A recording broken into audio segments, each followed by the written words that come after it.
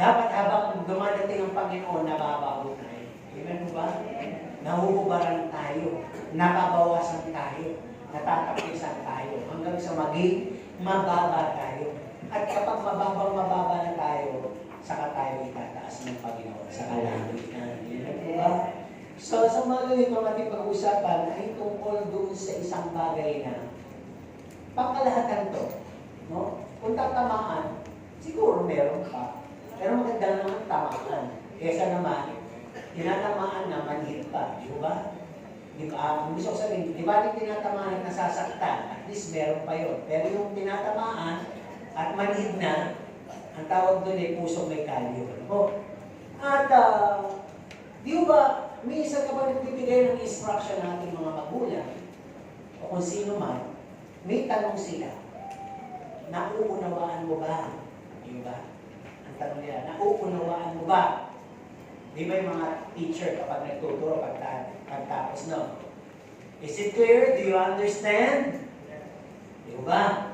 Bakit tinatanong yun? Mahalaga ba yung may unawa? Sino dito ang pipiliin umunawa kaysa inuunawa? No? Sino naman dito yung gusto inuunawa siya? Di ba? Kaya yun yung pag-uusapan natin ngayong umaga. So yung title hindi maganda kasi yung title ay kumbaga sa kayak na, ganap na. At kung hindi tayo aalis doon sa ganong sitwasyon, yung title will go for us. Will be for us. Kaya title ay, hindi makakaunawa kailanman. Diba?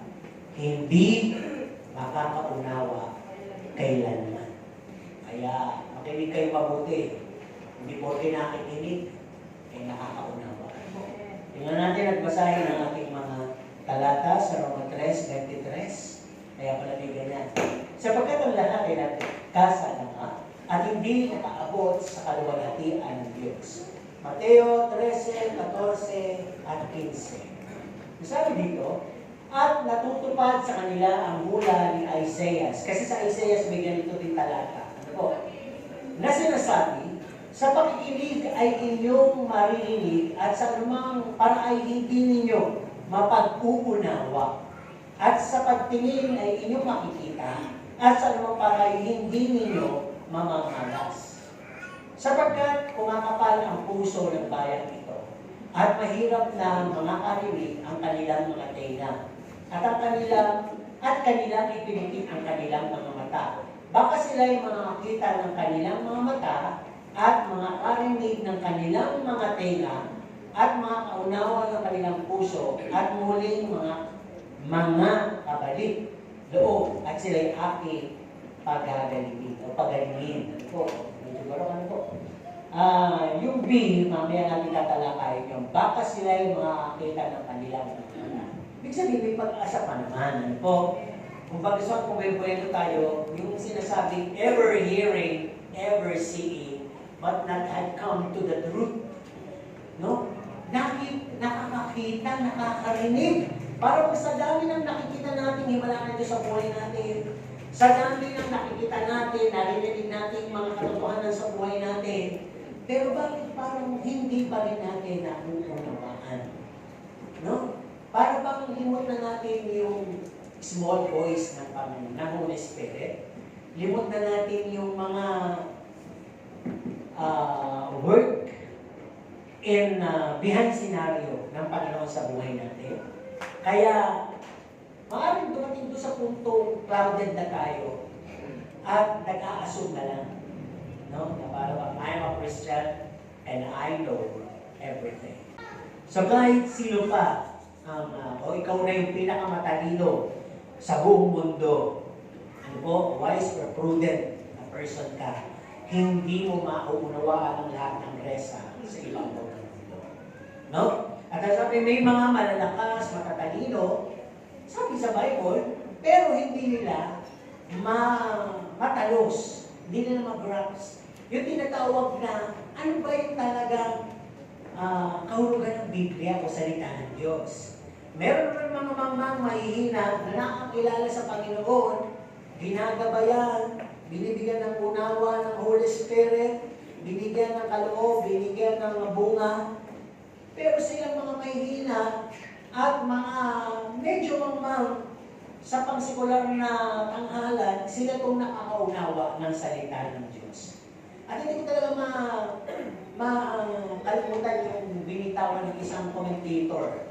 Patay na siguro yun, si David, ano po? Natatandaan niyo ba yun? Yung tatay ng David ngayon sa GMA, si Cara David, tatay ni Cara David. Meron kasi siyang talk show paggabi. So, ang dami niyang niyatalakay doon, mga issue, mga forum. Pero minsan sinabi niya, ewan ko, ako matalinong tao, pero hindi ko naiintindihan niyang Bible. Ilang beses ko na yan nabasa, pero hindi niya naiintindihan, sabi niya. So, wala naman akong, kung may makarinig nito, siya mismo nag-quote doon. Di ba? So, ibig sabihin, matalino siyang tao. Di ba? Pero sabi nga, nasa Bible kasi yun eh. Kayo, naiintindihan po ba yung naunawaan na sinasabi ng Bible? O sapagkat ginagawin niya kasi kayo ng Holy Spirit. Kaya kung titignan po natin ang mga tao na hindi pa rin nakakakilala, tumatanggap sa Panginoon, bilang Diyos at sariling tagapagligtas, hindi natawag na walang buhay na Diyos sa kanilang buhay, ay mananatili po silang wanderers, confused, and idols. Mananatili po silang para bang nagtataka lagi, para bang nalilito lagi, at para bang tulala. Pero kapag ganun dito sa loob ng church, kasi kung gano'n ang nararamdaman nyo, wala pa rin kayong Diyos sa puso nyo. Bakit pagtanggap nyo fake? Hindi genuine. Okay, there are factors of beliefs. May mga iba-ibang klase ng paniniwala. May naniniwala sa sensya. Alam niyo naman yung science, hindi naniniwala sa Diyos yan. Ano po? May naniniwala sa mga katang-isip. Kaya ang daming Diyos, di ba? Kahit yung kanta dyan, mga katang-isip yan. Alam mo, may naniniwala sa mga historians, yung magaling talaga sa history, yung mga discoverers, yung mga nakakatuklas, yung mga philosophers, yung mga pilosofo, at yung mga writers, may naniniwala dyan. May naniniwala sa mga reliyon at sa mga Diyos-Diyosan nila. O sino man yung taong Diyos nila, namatay na. May naniniwala sa mga superstitious belief. Yung mga tinatawag na kasabihan. Ano po? Na kapag nakarinig ka ng boses ng butiki, ay may darating na sulat. Tama ba tayong mga version? Pag kami nahulog na, tinidor, may darating na lalaki. Pag nahulog ako dyan, may darating na babae. At naniniwala sila sa tradisyon. Di ba sa Diyos, ha? At may mga hindi naniniwala sa Diyos, yung mga ateista. And even there are demon worshiper, or evil worshiper. Pero, meron namang naniniwala sa buhay ng Diyos. Sino kaya yung mga yun? Amen. Yung mga hindi sumagot. Sino nga ba? Alin nga ba ako doon? Siguro sabi nila. Pero mapalad tayo sa pagbuhay ng Diyos natin. Amen. Kaya sabi nga dito, dahil sa ating malayang kalooban, malaya lahat tayo meron nun, ay malaya tayo makapipili kung sino gusto natin paglingkuran at paniwalaan. Di ba? At by nature, lahat ng tao pinanganak na makasalanan. Naniniwala po ba kayo? Kahit yung mga pinaglilihin niyo na yan, may kasalanan na po yan. Lalabas siya at isang araw pwedeng mamatay dahil may kasalanan. Ang kabayaran ng kasalanan ay yun. Kasi nga, binana natin yan kahit Adan, kahit ba ikulong mo yan sa mabubuting aral, maliban naman ko yan talaga ng takot sa Diyos. Ano po, ma-preserve yan. Pero kapag yan ay talagang na-influensya na at mababaw ang nakuha niyang tungkol sa mga katuruan sa Panginoon, lalaki pa rin yan pasaway. Tayo, di ba magkakaroon tayo ng malisya? Sasama tayo, gagawa tayo ng mga bagay na, sabi nga ayaw kong gawin, pero lagi kong ginagawa. Kahit kasi Pablo, sinasabi yun. Kaya kung titignan po natin dito, dumilim po ang sanlibutan, ang pag-iisip ng tao dahil sa kasalanan. Ang kanyang puso, ang kanyang isip ay nabalot ng kadiliman. At dahil doon, yung salitang understanding, yung unawa, ay mahirap na po mahablot, makuha, o mapasa kanya, o mapasa taong may kasalanan. Halimbawa, ng isang taong walang unawa. Para kang naglalakad sa total darkness na wala kang ilaw o tanglang. Ano pakiramdam mo? Takot? At kakapaka-paka, di ba? Baka ikaw ay nahulog. Baka ikaw ay masabi. Baka ikaw ay mabangga. Ang katulad din nun, kapag walang kapunawa, ay isang taong naglalakad ng halos walang katapusang paglalakad. Hindi mo alam kung saan ka papunta. Kaya sabi ang isang taong walang unawa ay parang kain ka ng kain, inom ka ng inom, pero hindi ka naman napupusog at napupunog, gutom ka pa rin at uhaw ka pa rin. Yun ang mga walang unawa. At last, sabi dito, ang taong walang unawa ay parang nahulog ka sa napakataas na gusali o bundok. Pero ang tagal-tagal mo nang nahuhulog, hindi ka pa lumalagpak. Diba? Kaya sabi mong isang kanta ng Papul, diba? Nasaan kaya ako? Jesus ko wala ka. Di ko alaman, maunawaan, kung saan ako pupunta. Maaaring nasa hangin. So parang gano'n.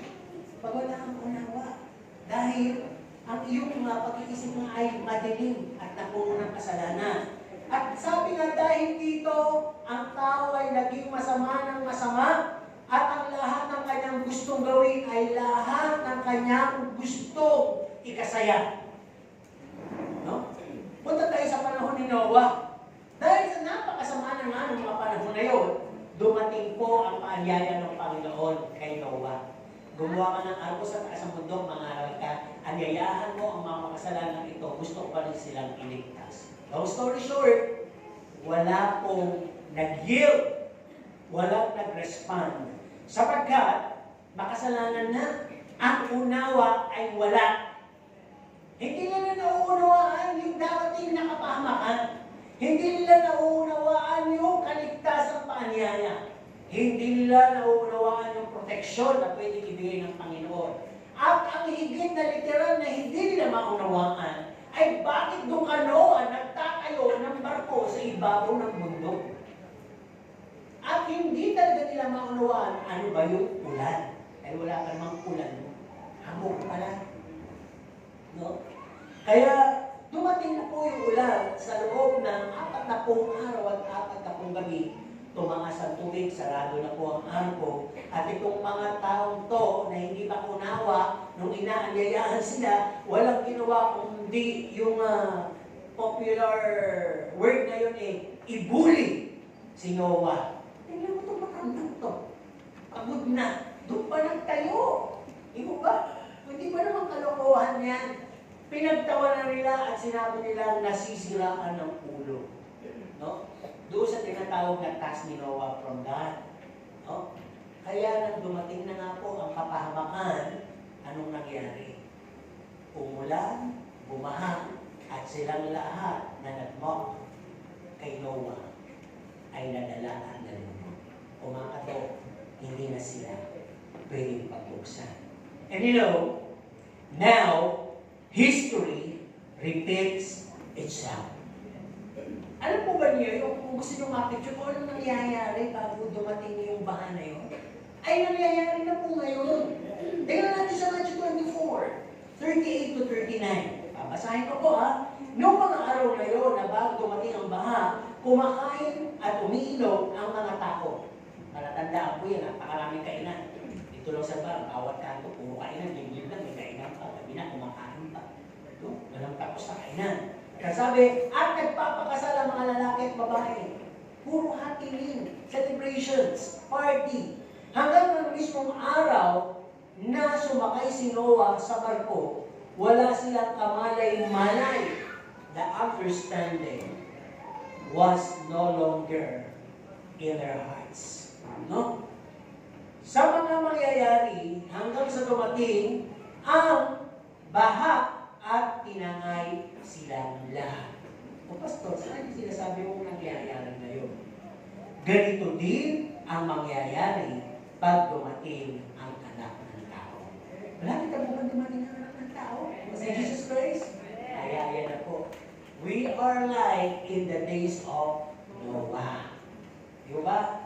Kaya nga lang, pagkakaiba, nung panahon na yung ginunaw ang mundo sa magitan ng tubig. Ngayon, gugunawin ang mundo sa pamagitan ng kaya pasimula na po yan. Hindi nyo ba napapansin? Kaya nga nagigere. Unti-unti lang ginugunaw ang bawat establishmento mahalaga ng bansa laban sa bansa. At nuclear deal ang tinatawag na tutunaw sa mundo o susunog sa mundo. Kaya saan ka magtatago kung hindi ka nakasalig kay Kristo? Di ba? Kaya sabi, sin dominates the mind and understanding. Check natin, di unawa pa ba tayo bilang isang Kristiyano?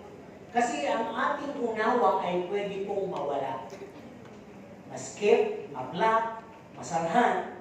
Pag meron tayo ganitong ugali, I summon you to open your hearts. Hindi, huwag niyo paunahin ugali sa babagitin kong mga ugali. Pag meron tayong ganitong ugali, mawawala po yung unawa sa atin. Pag meron tayong pride, mawawala yung unawa. Pag meron tayong selfishness, kasakiman, mawawala yung unawa. Pag meron tayong covetousness, ano sa Tagalog yung covetousness?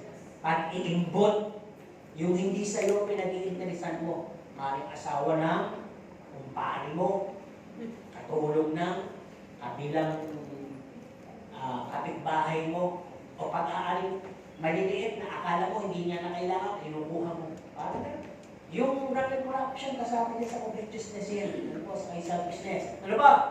Yung mapalira ka, inditero ka, mayabang ka, wala kang respeto, matigas ang ulo, puno ka ng puot.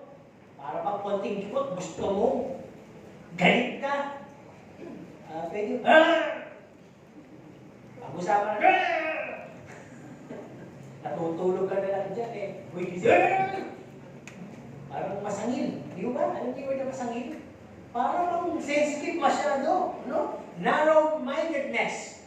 At lahat ng mga ito, matatawag na no love at all. Wala ka ng pag-ibig. At pag meron ka nito, kahit isa lang dyan, hindi mo pwedeng angkinin yung unawa na nasa sayo. Dahil kung may unawa ka, yung simpleng unawa na yun, tutunawin lahat ito. Amen po ba? Tutunawin lahat ng ugali ito. Kaya sabi, all of those blacken the mind of understanding. Binarhan na ang kaisipan mo, wala kang maunawaan. At dinipay ito ng Romans 3:23. Lahat tuloy ay nagkasala, walang makaabot sa kalwalhatian ng Diyos. Para bang hindi maunawaan ang gusto ng Diyos. Hindi maunawaan ang kalooban ng Diyos. Hindi maunawaan yung lahat ng palatuntunan o salita ng Diyos. Pero kung babasahin po natin kahit na-define na yan sa Romans 3:23, sabi ko nga kanina dito sa Matthew 13:15b, no? Ang sabi, makakakita ang mga mata nila, makakarinig ang mga tenga nila, muli, makakaintindi ang mga isip nila, at babalik sila sa akin, at pagagaling ko sila, sabi ng Diyos. Kung yung mga ugaling binanggit ko ay kaya mo nang i-let go. Let go. Kasi nga pinaalagaan natin, akala natin pag may pride tayo nakakarami tayo. Akala natin pag selfish tayo, nasa atin ang lahat. Kaya yapang yan Di ba? Let go. Lahat yan. Hindi humila sa'yo para punta ka sa impyerno. Lahat yan wala ang Panginoong Jesus. Then, you call yourself Christian. Tapos meron ka nito. Kristiyano may batik. May batik. O may lunay. May kanda. At bago mamatay ka, dito ka makilala ng Kristiyano to. Ganun ang ugali. Ilalo na. Nawala na yung palatuntunan ng calling ng Matthew 5:16 na let your light shine. Let your light shine. Pag sinabing let your light shine, lahat madidilim sa ugali mo, liliwanag. Amen po ba? Umamen kayo. Sapagkat yun ang pananampalataya na gusto nyo mangyari, ayaw man ang inyong panglaman na pakiramdam. Pero I believe ang espiritu natin, nagigiyar-giyar. Nagdadasal nga yan ng pusa sa Panginoon. Di ba? Umiiyak yan. Kasi nga, the spirit is willing. Pero yung flesh, weak. Pero pinagbibigyan natin yung flesh. Di ba?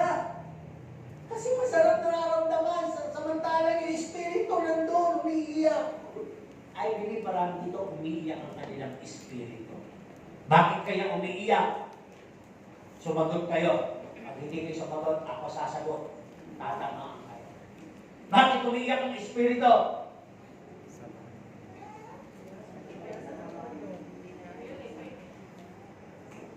Dahil mahina. Diba? Bakit umiiyak ang espiritu? Dahil ang tagal ng sermon. Ay, magsisumunod.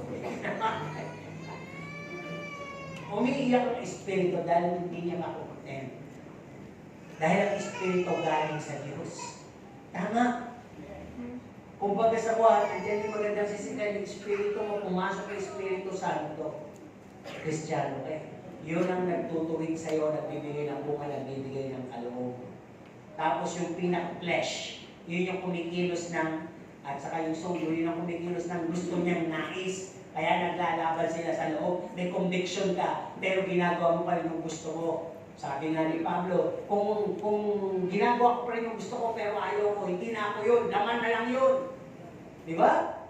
Kaya siguro, mas magandang mas ibuhay natin yung sa Espiritu kaysa yung sa laman.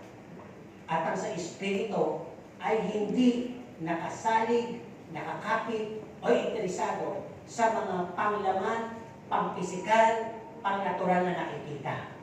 Kundi ang pang-espiritual ay doon sa mga bagay na sa taas at mga bagay na hindi nakikita dito. Hindi napapakinabangan dito, kundi magiging kapakinabangan sa buhay na walang hanggan. Kaya pag yun ang binuhay mo, walang hihila sa iyo sa mundo. Hindi ka makakadevelop na itong mga binanggit kong ugali. Di ba? Okay. So, sabi ka pag nagpatuloy ang kasalanan dahil wala na nga pong unawa, madidinay ang tao, no? Madidinay ang tao at maduduman siya sa kamatayan sa impyerno. Pero ito yung offer po ang Diyos. Sa Romans 6:23, ang sabi dito, ang kabayaran ng kasalanan, yun na ngayon nangyayari, tinatalaki natin, ay kamatayan. Ito yung offer. Datapwat ang kaloob ng Diyos ay buhay na walang hanggan kay Kristo Jesus. Would you take the offer? Uy, huwag kayong confident dyan. Yung iba dyan, ayaw magsalita. Sige, sabi, nakatanggap na ako kay Kristo eh. Eh, kailangan ulit-ulitin. Tatanggapin niyo po may alok ng Diyos. Si Jesus yung inaalok ng Diyos. Tatanggapin niyo ba? Sapagkat ang kaloob ng Diyos ay buhay na walang hanggan kay Kristo Jesus. Sino may Jesus kanyang puso? Amen, ha? Kaya ang sabi, marami nag-respond, nag-amen nga ngayon, na tinatawag na natin mga Kristiyano. Palakpakan natin natin mga sarili. Tanungin na niyong katabi. Are you a legit Christian? Tanungin niyo. Yung iba, hindi kumikibo dyan ang yaman. Parang sa sarili lang niya, siya lang ang Christian. Ano sagot? Palakpakan niyo. Kasi kaya natin kung legit eh. Legit ba? Oo. Sige. Oo eh. Di ba? Kaya sabihin dito, nagabi na tayo. Isang church na tayo. At nagpasimula na nagpe-fellowship na nga tayo ngayon. Di ba? Nakatanggap tayo ng kaloob ang banal na Espiritu. Ngayon, nag-expect na yung bonding natin. Nagka-develop na nga iba ng relasyon eh. Naging mag-asawa na nga iba eh. Naging magkukumari na iba, kumpare. At iba, nagsyota na. Di ba? At nagpasimula na yung mga tinatawag na pagdalo-dulo natin sa mga Bible study, natututo na tayo, nakikinig na tayo, binigay na yung bunga, binigay na yung kaloob, lumalago tayo, nagiging na tayo effective sa ating mga ministeryo. Nakadevelop tayo ng faith ayon sa Romans 10:17 dahil tayo ay laging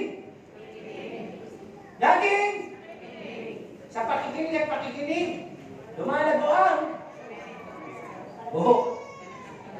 Pananampalataya. Tunay ba? Sino dito masasabing malago siya? Apat. Di ba? Malabo. Sino ang malabo? Sino ang malago? Wala na. Yung apat na wala. Gusto ko lang naman makarinig ng sagot. Kasi pinsasagot tayo. Nakakatawa, di ba? Pinsasagot tayo, na-update natin yung faith natin. Kahit hindi pa. Para bang, yes Lord, gusto ko nga yun. Kaya ako nag-a-agree. Di ba?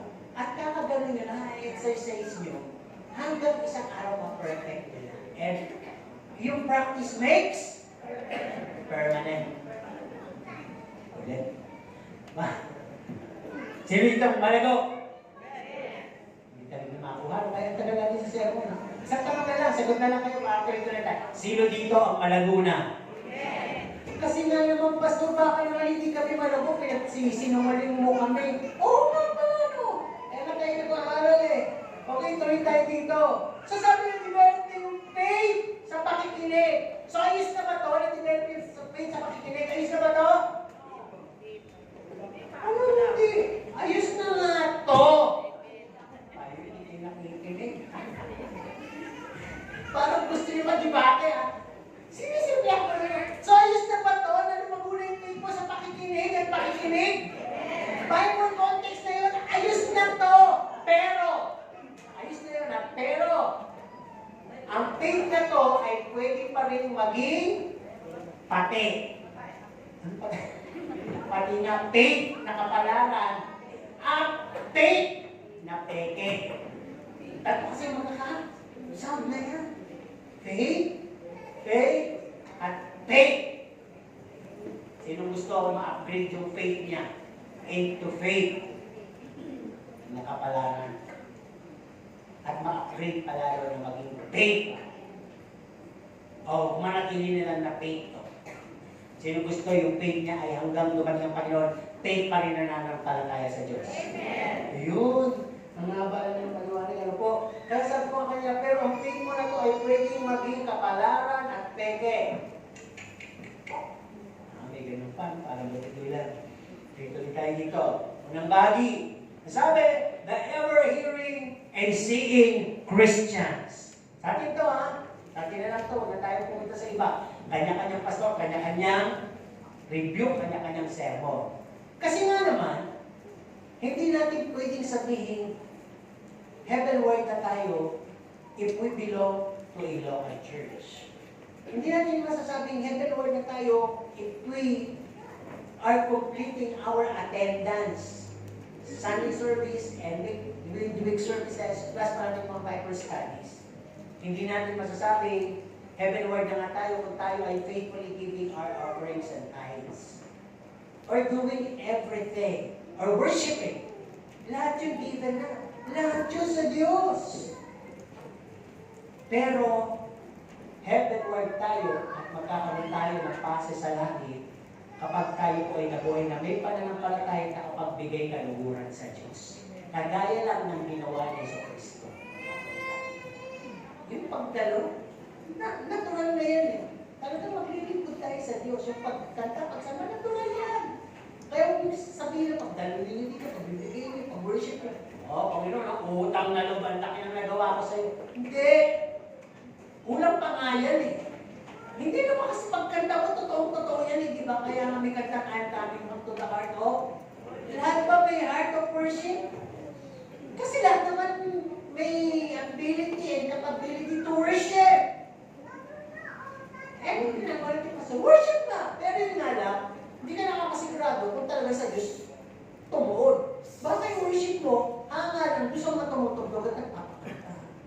Baka yung worship mo, nandun lang sa ganda. Wala siyang heart.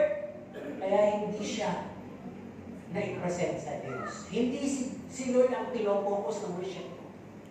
Kundi yung sarili mo, yung ganda, yung get up, yung settings ng worship, arena, ng mga tao, ng banda, at ng kung ano pa.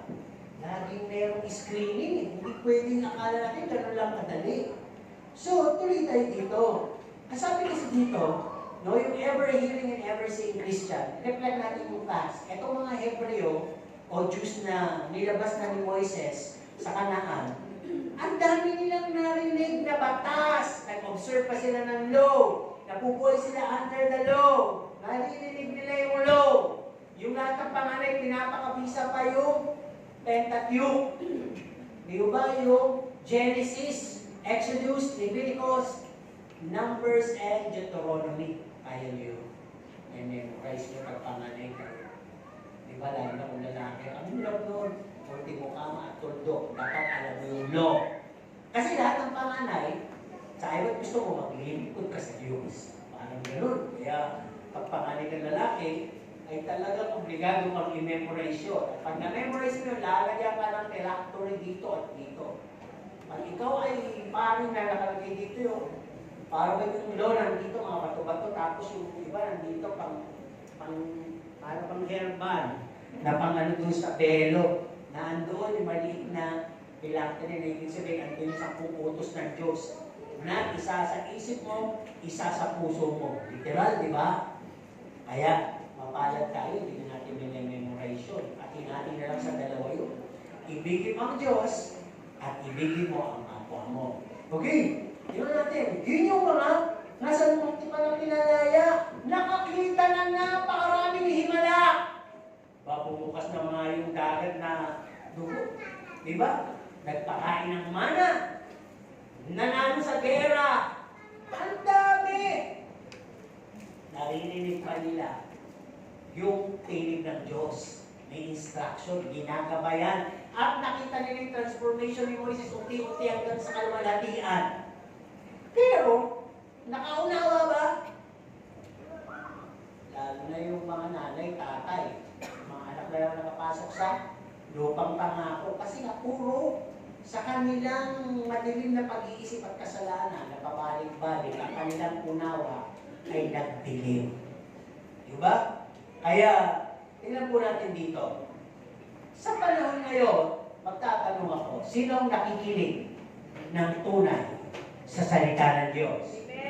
So yun ang una. Sabi, mga ugali sa pakikinig ng salita ng Diyos. Di ba, nagsasabi, ang ganda ng mensahe, tanggap ko siya. Period. Ang ganda. Nagandahan, tinanggap. Iba naman, naiinis, I ignore it. I am offended. Lagi na lang akong tinatamaan. Papasok ba sa puso? Hindi, ignore nga eh. At yun ba naman, yung mga philosophy, yung mga nagmamagaling, narinig na, sermon na yung pastor yan. Narinig ko na yan. Narinig ko na sa isang pastor yan. Narinig ko sa lahat yan. Nakabasa ko yan. Si pastor, hindi nagre-research. Maraming komento sa natuloy sabi. At yun ba naman, magaling makinig. Ang dami nakatingin lang sa akin, talagang hindi. Kumukurap. Kasi delikado yung nakapikit, tulog yun. At kung hindi kumikirap, nakapatay na yun, nakadilat. Namatay ng dulak. Mula simula, kung matapos, nakagano pa rin. Tutulog na dilat. Di mo ba? Kaya ang normal yung pumipikit-pikit. Pero pag marami ka pumipikit yan, antok na yan. Di ba? Masabi dito, yung iba magaling makinig. Pero, ito na. Every hearing, ano po? Hindi ina-apply. Walang pag-a-apply. Nag-aamen, puno. Nagaganda, puno. Sineshare pa sa ibang mga friends niya yung napakinggang salita. Pero siya mismo, hindi nag-a-apply. If this happen, tama pa bang sabihin, faith comes from hearing and hearing? May katuktong yun eh. Faith grows as we apply. Pero kung faith comes from hearing and hearing at hindi mo naman ina-apply, naman sabi, the growth of faith will stop. Sino din nakalalas na huminto sa paglaki? Wala! Hindi sabihin lalaki pa ba kayo? Sino yung huminto ng lumaki pa pataas? Pero patuloy na lumalaki pa pa? Papalapad. Kasi pag huminto ganyan, papagano na po yun. No? So, lahat naman nakaranas na huminto na sa paglaki. Lahat. Pero yung mga bata, tuloy-tuloy pa yan. Pero sa hindi kayo magsasabi, hindi na siya lalaki. Amen. Alis na goodness. Hindi na siya lalaki. Pero, may pwedeng lumaki. Hindi, kayo naman. Iba na ito espiritu na pala ng pala. Ayun. Pagkapos, pinag-uusapan na. Mga intriga. Okay, tuloy tayo dito. Alimutan nyo. Nasabi nga dito, pag ano na nangyari, titigil na ang paglaki. Pag tumigil ang paglaki ng pananampalataya, then the faith entered your system. Hindi na faith. Faith na pala ang nasa sistema mo. Kaya ang mangyayari sa'yo, magalit ka na sa maririnig mo, lahat ng ginagawa mo ngayon ay faith fellowship, faith love, faith giving, hindi faith faith worshiping, and faith walking. Lahat ng ginagawa mo, faith and fellowship, pinipili mo lang. Kung napansin, pinipili mo lang yung gusto mo, pakisamahan. Lalo rin, nagbibigay lang sa'yo. Pinipili mo lang at may motibo ka. Ito yung kapuko ko. Di ba? Instead na lahat, inaabot mo. Kahit na lang sa pagbibigay. Di ba? Para bang ina-announce mo, pinakikita mo, na talaga mapagbibig ka kahit sa pag-worship mo, napaka-loud mo, napaka-talento mo, at talagang instead na presence ng Diyos ang ina-aspire mo, yung kung sino yung mapapanta ngayon. Sino ba panta may hawak ngayon? At pati na lang yung paglakad mo, lahat teke. No? Yung will mo, yung purpose mo, lahat. Gusto mo goodness, pleasure, yun lang. Wala na yung walking by the Spirit. So maganda na po yung nangyayari sa'yo. Faith na po. Ever hearing, ever seeing, pero faith na. At pag gano'n ang nangyari, that should become an ever hearing and have not come into the truth, read and delivered. Andun lang, natupad na yung sinabi sa Bible. May mga ilan na patuloy lang nakikinig, nakakakita. Tanong mo kayo, narinig niyo po ba ang mensahe ng Panginoon? Amen. Nakikita po ba niyo ang pagkilos ng Panginoon sa buhay niyo? Amen. O ano naman ngayon ang para sa inyo? Ang dapat gawin. Ayun, kaya nasasagot sa bayan. Assignment na po. Assignment. Okay. Sabi nga dito, tingnan natin yung pangalawa, ever seeing. Kanina, ever hearing Christian. Ngayon, ever seeing. Ay, sabihin kasi mo seeing, witness. Na-witness mo, nasaksihan mo.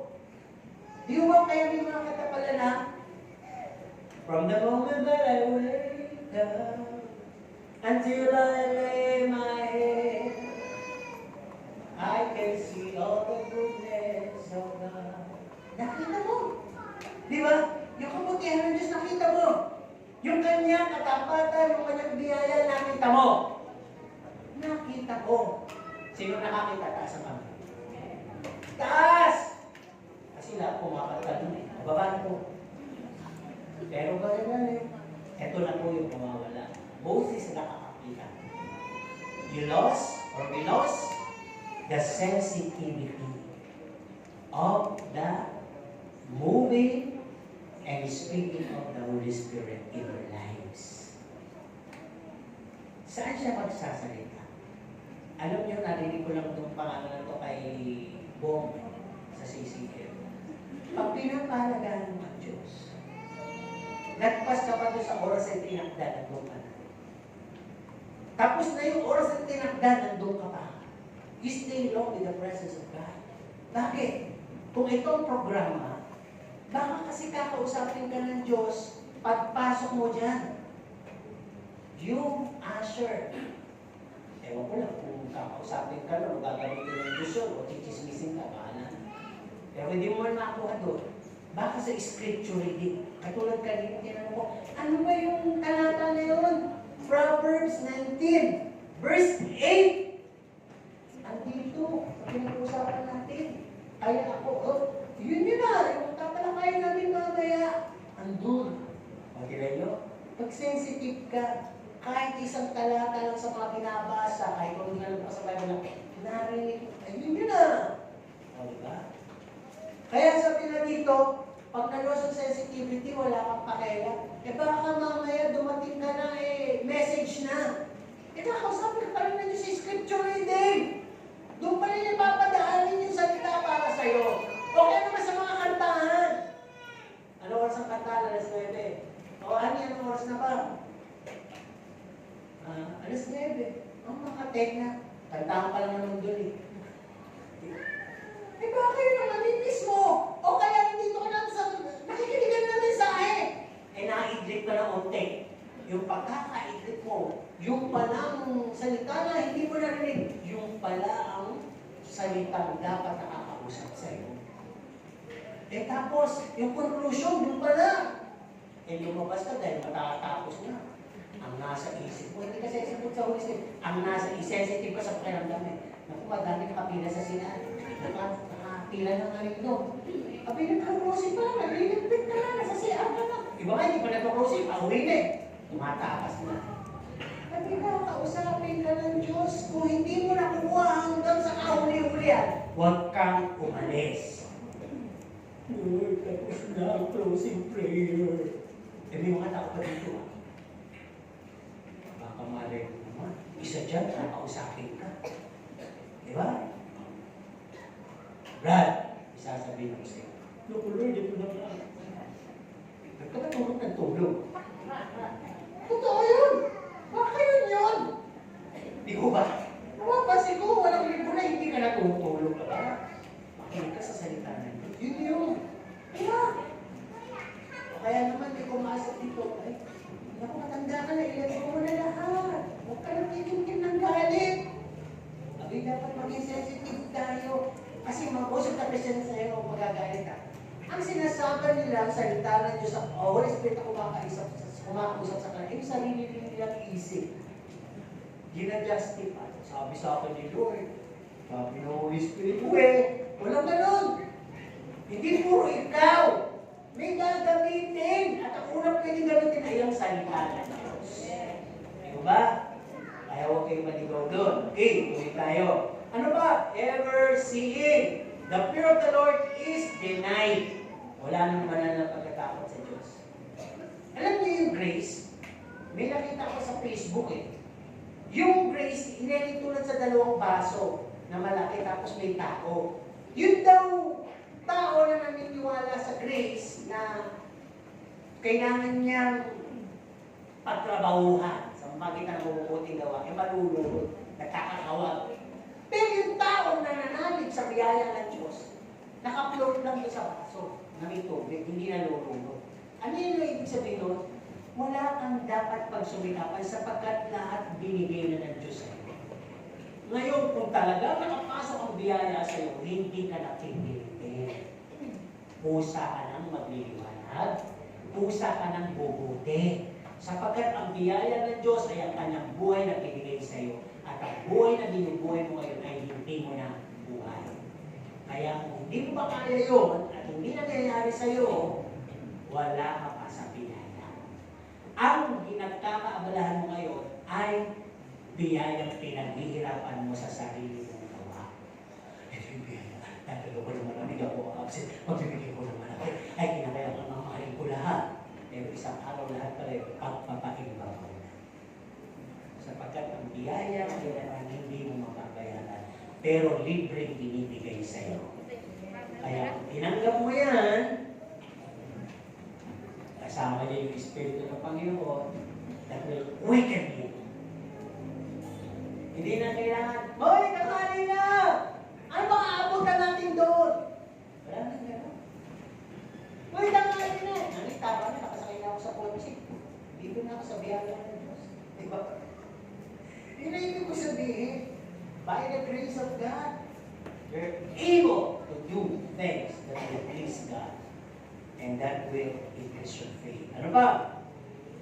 Pagka ever seeing at umipitis at wala nang nangyayari sa buhay ko, parang lalo ka nagkakaroon ng happiness, anxiety, o yung tinatawag nila ng mga petty issue lang, natatawag ka na agad. The small voice of the Holy Spirit is, wow, hindi na narinig. Wala na. Kahit nagsasalita na yung babasa ng Bible, wala na. Nakikinig ka ng sermon, wala na. May ginagamit ng mga membro para po sa akin, wala na. Wala na yung small voice of the Holy Spirit. Napakaloud na ng sanlibutan sa'yo. Para bang mas mabilis ka mag-heal kapag kamuluhan. Pero pagdating sa Diyos, dahil ka, wala. Hindi mo narinig yun. Kaya sabi nga dito, the your all means for God is heartless. Yung pagpupuri mo, wala na yung puso. Pagdalo-dalo mo, wala na yung puso. Pagbibigyan mo, wala na yung puso. Yung pakikitungo mo, wala na yung puso. Diba sinabi ko kanina, fake na nga lang lahat. Wala na. No? Sino ba magtatalo sa Ephesian Church? Wala. Pero bakit sila natalo? Dahil ang kanilang unang pag-ibig, wala na. Wala ng puso, abilidad na lang, kapasidad na lang, galing na lang, kakayanan na lang. At pag ganun po ang nangyari, ito na yung pangatlo na mangyayari sa faith mo. Na peke na siya, naging pa siyang faith na kapalaran. Ito na ang magiging kapalaran mo. Then this becomes routine. Routine na lang. Lahat ng ginagawa mo, obserbahan mo. Kahit tinatawag mo sa sarili mong Kristiyano, ang lahat ng ginagawa mo sa labas at sa loob ng church ay para sa kinabukasan mo, sa ikabubuti mo, sa ikalalamang mo, sa yaman mo, sa ikakasikat mo, sa ikalalakas mo, sa dagdag powers mo, sa sarili mong layunin. Hindi mo nakita si Christ na broken at ang established, ikaw pa rin. Kaya routine na lang yan. Faith kapalaran na lang yan. At para sa kapalaran mo na naitakdang dahil sa kapalaran yan na naitakda sa iyo, ay maitatakda ka rin maiiwan sa pagbabalik ni Kristo. Yan na ang magiging faith mo. Maiiwan ka. Kaya ang title na to sa iyo, hindi makakaunawa kailanman. Obserbahan nyo, pagkas ng sermon na to at walang nabago sa inyo, mamatigas pa rin kayo. Kayo yun. Wala na akong magagawa sa inyo. Kung pagbibigyan pa tayo ng Diyos ng mga ilang taong pang magkasama-sama, ang nangyayari lang sa inyo ay peke at kapalaran. Kaya na lang kayo ng judgment. Okay? Kasi ganito mag-isasalita ko, kaya magagalit ka. Sa kaharian ng Diyos, bago ka makarating, mangyayari mo na sa iyo ang nangyari kay Kristo. Sa kaharian ng Diyos, mararanasan mo yung mawalan ka, matulog ka. Mararanasan mo yung mapahiya ka, napastanganin ka, mawalan ka totally ng reputasyon. Mararanasan mo yung maghirap ka, gulangan ka, iwan ka ng lahat, gabyaduhin ka, malugi ka, ma-unfair ka. Ginawa na lahat sa'yo, mararanasan mo yan. At mararanasan mo yung makupus ka, kagaya ni Kristo sa ikalulugod ng Diyos. Pero anong nangyari kay Kristo, matapos mangyari sa kanya to. Ang sabi ng Diyos, doon sa Isaiah 53, nalugod ako sa iyo. Dahil mahal mo ko, bibigyan kita ng lugar sa kanan ko. Hanggang hindi mo nile-let go ang pride of life at lahat ng claims mo sa mundo ito, na nagkukos, na nawawalan ka ng peace, at peace sa mga mahal mo sa buhay, sa kakilala mo, wala na pong mangyayari sa iyo. Aabutin ka ng paghukom at kamatayan ng Diyos. Tandaan niyo po, those who save their lives will lose it. Yung lahat na napapahalaga sa sarili niya, akin to, ako to. Wala niya. Wala. Pero yung mawawalan dahil kay Kristo. I-give up ko na to, Lord, alam-alam sa pagmamahal ko sa iyo, kahit lugi na, kahit ang kapiyado na, dahil man nga kita wala na akong madadala rito Makuha ko man ito kung bukas patay na ako. Meron pa ba? Kita ko lahat yan. Ako hindi pa ako napamatay, kayo pa pamatay. Kapag nakikita ko yung mga na-invest ko, gamit ko, naipon ko. Sabi ko, isang tulong lang ito, hindi na ako nagising. Wala, hindi ko na ito alam kung saan mangyayari. Kita ko yung sa daddy ko sa mga sasakyan niya, huwag na mga damit na hindi niya sinuot. Siyempre, hindi mo ako laging doon, pero lagi tanong ng mami ko, saan na mapunta? Yung relo, yung ganyan. Mama, ito tatanungin. Ayoko magtanong, ayoko mangusga. Pero wala. Namatay yung aking bayo, ganun din. Ang ganda ng damit, ang ganda ng relo, ang ganda ng sasakyan. Ang sabi ko sa akin, tingnan ako yung pinakamahal na relo, lahat nilat ko. Ngayon, pinagagawa ko yung bahay ko, yung salaset, pantan, pintura, pantan, lahat ng kurtinang nandyan, o nabubuhay siya, pantan na lahat, na hindi ko na siya maalala, dahil alam ko na sa Diyos na siya, at hindi naman ako na inaalala. Magkita na lang kami. Diba? Pag namatay ka ngayon, wala ka namang madadala. Kahit ikabit pa yung pinakamahal mong singsing sa daliri mo. Kakainin ka ng uod, nandun pa yung singsing. Hindi pa yung singsing. Natira, ikaw wala na. mabuti kung gusto nyo makabalik doon sa 15b ng Matthew 13 para makita nyo at marinig nyo at maunawaan nyo, tatanggapin kayo ni Lord.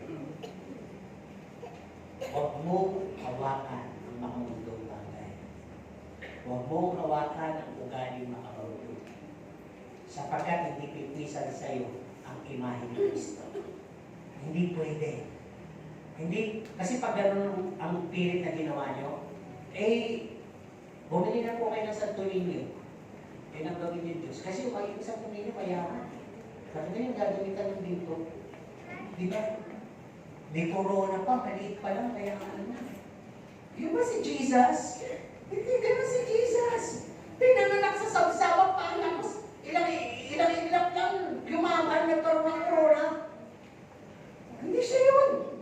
Si Santo Niño yun talaga. Hindi naman yun ang pangalan ni Kristo eh. Baby Jesus, si Jesus pa rin. Jesus pa rin ang pangalan, maliit. Di ba? Kaya, kung talagang nakasali ka sa kayamanan ng mundong ito, sa panamuti ng mundong ito, sa kataasan, katarukan ng mundong ito, I suggest. Yung nangyayari lang kasi sa'yo dito, routine na. Paid na lang, kabalaran na lang, at saka pege na. Wala na kayo tumatinda dyan, naabutan ka lang, maiiwan ka lang, maralaman kayo ba, naiiwan kayo. Bumili ka na lang ng Santo Niño. Talagaan. Diba? Doon ka na lang, kasi ganun yung buhay mo na pinipili. Tandaan niyo ulitin ulit. Si Kristo, iniwan yung kalangitan para yumaman tayo. No? Kaya, mas piliin niyo to. Huwag niyo nang isipin yung, kulungin. Talaga naman kung gusto ng Diyos na mangyari, yung mga anak niya, malugi sa sanlibutan at sa kanya na lang tumingin. Amen? Maghirap sa sanlibutan, apihin sa sanlibutan, hamakin. Dahil binanggit din naman dyan yung mga inahamak, dahil sa aking pangalan, reward pala yun. Dahil nakakabahagi kayo. Diba? Nakakabahagi kayo sa aking sufferings at may gantimpala yan. Alam po niyo, minsan baka yung mga pinaglalaban natin, mga pride natin, sa business natin, baka yung pinag-isali ng pagkakaiwan natin. Tapos pag naiwan tayo, doon na tayo mag-isay na ayoko na rito. Wala na. Wala nang bawian. Sino mang mag-iwan ng kanyang buhay, mawalan ito, ililigtas ng Panginoon. Yan ang panghawakan niyo. Kung nahirapan kayo mag-let go ng ugali, ng kayamanan, kung ano-ano. Ako gano'n eh. Nangyayari sa buhay kayo magulang namin, mga kapatid mo, tungkol sa mana-mana. Ayoko rin, hindi ako kayapa sa gano'n kasi kahit ako gusto sulsulan. Ang lalo na sinasabi, huwag niyo ako sulsulan. Ang nanapili kasi sa akin, yung sinabi ni Daddy na, June, pastor ka, hindi ka magmamana ha? Sinabi ko sa mami ko yun, nagalit sa mami, hindi! Magmamana ka. Hindi ka pwede hindi magmana. Ikaw pa. Ito naman ako. Bahala kayo, basta. O, ano yung kapag-desisyon na ninyo, o maghihintay lang lang natin ay away, basta ibigay ko wala na lang, huwag lang tayo mag-away. Dahil una ko nang hinawakan, ang magpapamana sa akin ang Diyos, at ang pamana niyo ay buhay na walang hanggan. Diba? Aanuhin mo yung sa sanlibutan, mawawala naman yung kaluluwa mo. Naku po, yan minsan yung daya na dumadaya sa atin, at pag gano'n ako nangyayari, o magagalit, yung title, sa'yo na. Hindi ka na makakaunawa kailanman. Mahirap na po yun. Maliban sa 15b, itawag yun. Doon ka lang. Tatanggapin ka nito. Mas maganda kasi kung tanggapin mo na lang yung wisdom and knowledge sa Diyos. Kaysa yung mga nakikita ko, na iniisip mo pang kinabukasan ko. Hindi. Inaawit mo pa yung because he lives, I can face tomorrow. Di ba? Alam niyo, sabi ng gano'n, kung magkakaroon kayo ng malaking pera, parang minsan hindi mo na nga kayo ubusin yun eh. Ito mamaya sa tuwa mo eh, kinabukasan, patay ka na. Lagi yung titingnan yung principle. Nung nakaipon at nagpag-iba ng kanya tambakan, sabi niya, maliit na to. Kakagawa ako ng mas malaki kasi hindi na kasya. Oh, mayaman na ako. You sure? Kaya ang gagawin ko, iinom, magsasaya. Sabi ng Diyos, hindi niya narinig, pero sabi ng Diyos. Sige, uminom ka, magsaya, isa kang hangal. ipupuli ko ang iyong buhay. Di ba? Ganun lang yun eh. Hindi natin alam kung kahit malakas ka ngayon, isang bara lang sa ugat mo, isang putok lang sa buto mo, ulitin mo, pwede kang makalimutan. Kaya walang pwede ipagmalaki. Kaya hawakan mo ang Diyos. Kulit ko, no? Ewan ko kung bakit sinasabi ng Diyos. Hawakan mo ang Diyos. Huwag ang Diyos ang hawakan. At hindi ka niya bibitaw.